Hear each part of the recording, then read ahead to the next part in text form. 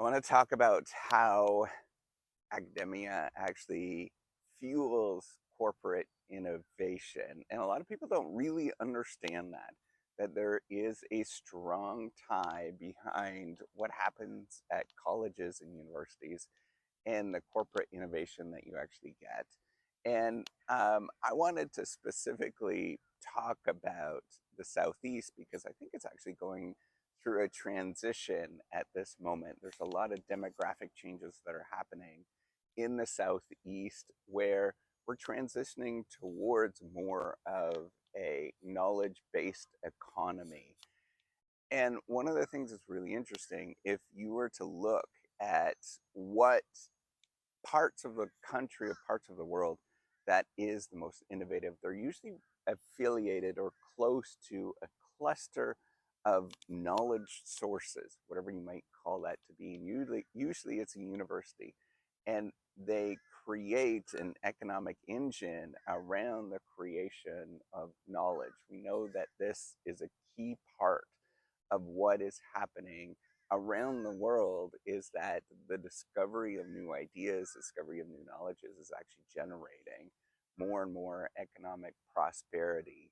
And there are often, people that sort of criticize this in one way or the other. But if you look at it just at face value, you will understand that yes, there usually is a university or a college that is driving a lot of the particular ideas that lead people to go do interesting things. Now, why is that important? The sort of one to one, the one to one reason or mapping that people often think about is that there's training that is going on. But there's a lot more that's actually going on. It's not necessarily just training for people to go into a particular skill set, which is, I think, originally that's the way that universities were thought about as sort of a training ground. But there's a lot more to it in the sense that, yeah, you know what, they also generate a lot of research where, graduate students and professors and stuff go do interesting things and they create startups. That's the whole thing that happened in California, for example, in the Boston area, that there is people creating startups that eventually turn into something. But there's something else that I think is critically important that we forget about and is not talked about as much, and I actually think it's more important, is that there is an element of play with education. There's an element of experimentation. There's an element of doing something that you've never done, bringing a whole bunch of people to an area early on, roughly early on in their life. Not everybody is like that, but a lot of people are very early in their life, bringing them together and just saying, let's explore. Let's try this. Let's go and do different things. And I think if you were to do that with anything and calling it any particular name, you would get a generation, a whole bunch of economic generation from that. If there was a large immigration reason, for example, where lots of people went to a particular location. In fact, there's a famous paper about that, how there was lots of Cuban migrants went to Miami, and there was an economic prosperity that happened because of that in the Miami area. And you could dispute it, but generally, if you have a lot of people and you tell them to be, in a sense, opportunistic. I don't like the connotation that people often get when you say go be capitalistic, or just say, just explore, go have a little bit of fun, see if you can make money, see if you can create something, and you have a whole bunch of people come in this particular area, and you remove a lot of the stigma of what it means to do those particular things, where you just go and try things, where you just say, try it. Then you're going to get a lot of people doing things that are interesting. And I want you to think about that. How can you generate this kind of feeling where people are okay to create things where they're going to be afraid to fail, and yet they do it anyways? And then you encourage them to do that particular thing, but then as well, build that in the feedback mechanism of a gentle guidance along the way where you encourage people to say, hey, you know what, there's something that you can change here. There's something that you can improve upon here. I really love this, but let's improve upon this. And if you look at some of the business accelerators that are happening today, that's essentially what they're doing, is they're bringing curiously minded people together and they're telling them, let's improve what you're doing. I like that idea, but let's improve it a little bit. Let's keep working at this particular thing. So if you want to create more innovation in a particular area, remember to not necessarily think that it's just this magical thing, right? In the sense that if you know, co-locate close to a university, all of a sudden everything is going to change.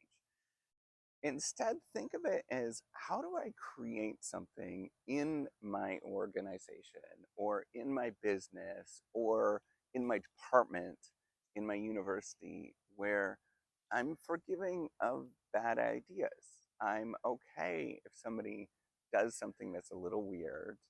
And I simply say, you know what, I don't quite understand it, but let's keep working at it. Let's keep playing with this thing. I think that there's something that's actually there, and pursue this particular thing and what this actually means of what you're trying to explore. And if you were to do that, where you encourage people, I don't think that there's really a lot of ideas that people come up with that are not practical or anything like that. If you just encourage them to pursue this thing, often you get really interesting things, but it takes a lot of encouragement. It takes a lot of repetition, a ton of repetition.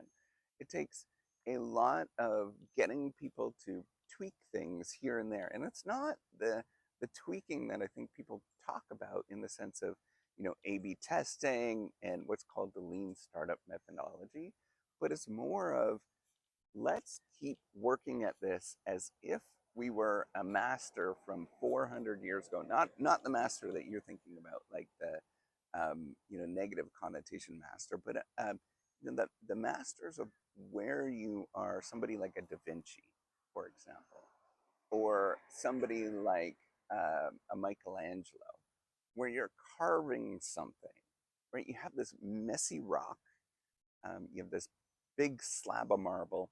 It looks ugly or all get out, but it's your job to mold it and shape it and get inspiration from this particular thing to turn it into something that's wonderful.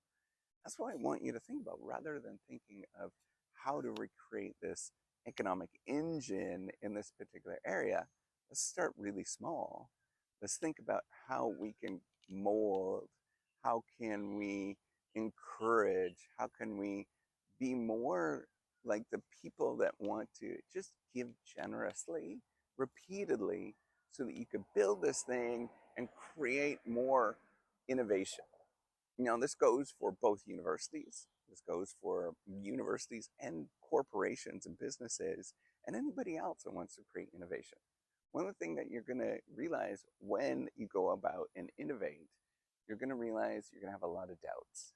You're going to have a lot of negative feelings, all sorts of negative feelings that come up. And you're going to think that you can't do this.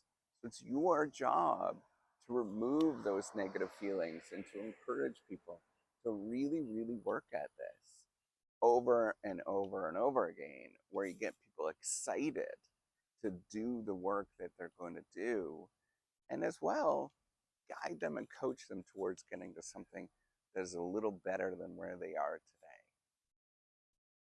That's it.